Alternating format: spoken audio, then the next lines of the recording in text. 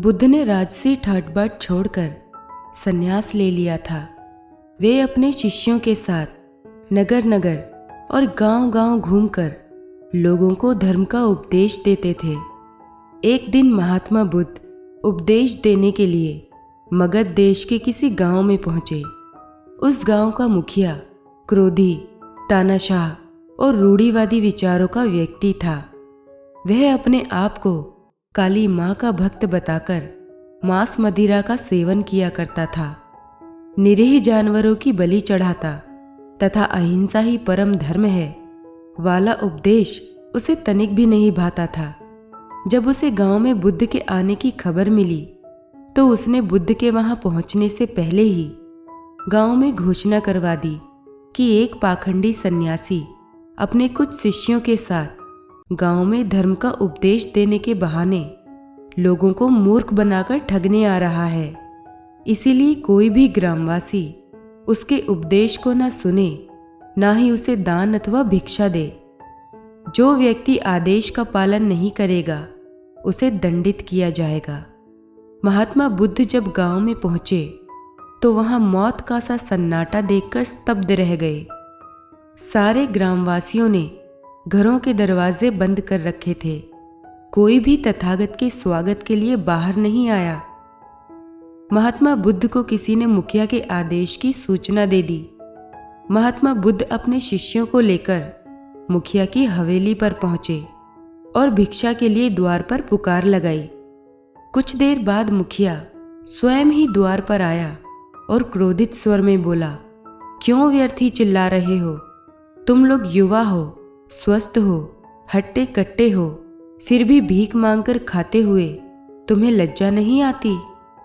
धर्म के नाम पर सीधे साधे लोगों को ठगते फिरते हो। मुखिया की बात सुनकर महात्मा बुद्ध मुस्कुराए और बोले, वत्स, संचित संपत्ति तो केवल जीवन काल तक ही सीमित रहती है। मरने के बाद कुछ साथ नहीं जाता। धर्म और कर्म ही अंत में मनुष्य के साथ जाते हैं। क्रोध, अहंकार और घृणा तो विवेकहीन मनुष्य का सहारा है। वत्स, विवेकहीन और दूसरों का अहित सोचने वाला मनुष्य पशु के समान होता है। बुद्ध की बात सुनकर मुखिया का क्रोध उबल पड़ा। मुखिया ने बुद्ध पर चिल्लाते हुए कहा कि नीच पागल भिखारी, तू मुझे उपदेश दे रहा है? जानता नहीं मैं गांव का मुखिया हूं? तू मेरी तुलना पशु से कर रहा है? चुपचाप यहां से चला जा, इसी में तेरी भलाई है। महात्मा बुद्ध ने शांत स्वर में कहा, ठीक है वत्स, यह गांव तुम्हारा है, ग्रामवासी भी तुम्हारे हैं। मैं तुम्हारे आदेश को मानकर यहां से चला जाता हूं, परंतु मेरे मन में एक प्रश्न उठ खड़ा हुआ है। क्या तुम उसका समाधान कर दोगे? बुद्ध की बात सुनकर मुखिया ने प्रश्न भरी दृष्टि से उनकी ओर निहारा। बुद्ध ने कहा, मैं तुम्हारे द्वार पर भिक्षा के लिए आया हूं। यदि तुम्हारे मन में मेरे प्रति श्रद्धा हो जाती और तुम मुझे भिक्षा देने के लिए आते, परंतु तुम्हारे द्वारा दी जा रही भिक्षा लेने का मेरा मन ना होता तो मैं उसे अस्वीकार कर देता। तो बताइए कि मेरे अस्वीकार करने पर वह भिक्षा किसे प्राप्त होती? मुखिया ने कुछ देर सोचने के बाद बोला, क्या मूर्खों जैसा प्रश्न किया है सन्यासी? अरे, जब तुमने भिक्षा स्वीकार ही नहीं की तो निसंदेह भिक्षा मुझे ही प्राप्त होती। बुद्ध बोले, बिल्कुल सही कहा तुमने। मैं भिक्षा प्राप्त करने के उद्देश्य से तुम्हारे पास आया था, लेकिन तुमने भिक्षा में मुझे क्रोध, अहंकार, अपशब्द, निंदा, तिरस्कार आदि देना चाहा, जो मैंने नहीं लिया, क्योंकि उनकी मुझे आवश्यकता नहीं। अब बताइए कि यह सब किसको प्राप्त होंगे?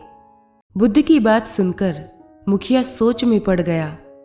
महात्मा बुद्ध के प्रश्न का उसके पास कोई उत्तर नहीं था। उसे अपने किए पर पछतावा होने लगा। देखते ही देखते उसके भीतर छिपे अहंकार, क्रोध और दूसरे अवगुण भाग निकले।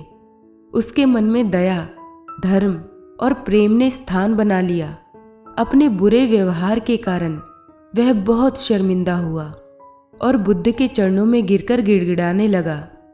मुझे क्षमा कर दो सन्यासी, आपने मुझे अंधकार से बाहर निकालकर प्रकाश में खड़ा कर दिया है। वास्तव में मैं विवेकहीन था। भगवान बुद्ध ने मुखिया को आशीर्वाद दिया और कहा, वत्स, अहम को त्यागो, अहिंसा परम धर्म है। हर प्राणी के प्रति करुणा और प्रेम का भाव रखो। शुभ कर्मों के साथ धर्म का पालन करते रहो, उद्धार होगा। कहकर महात्मा बुद्ध अपने शिष्यों के साथ दूसरे गांव की ओर चल पड़े।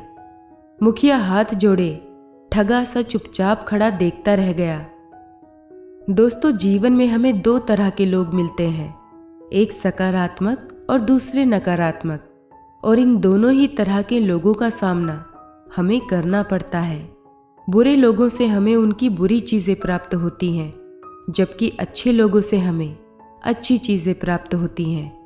जैसा कि भगवान बुद्ध ने इस कहानी में कहा कि उन्हें गांव की मुखिया से क्रोध, अहंकार, अपशब्द और तिरस्कार मिला, लेकिन उन्होंने इन्हें लिया नहीं, तो सारी बुरी चीज़ें मुखिया के पास ही रह गईं। इसी तरह यह आप पर निर्भर करता है कि आप दूसरों से क्या लेते हैं। जीवन जीने का सबसे अच्छा तरीका यह है कि हर किसी इंसान की अच्छी चीज़ों को ग्रहण करते जाएं और बुरी चीज़ों को छोड़ते जाएं। ऐसा संभव नहीं है कि आपको जीवन में सिर्फ अच्छे ही लोग मिलेंगे, इसलिए जितना हो सके लोगों से अच्छी चीज़ें ग्रहण करें, बुरी चीज़ें नहीं।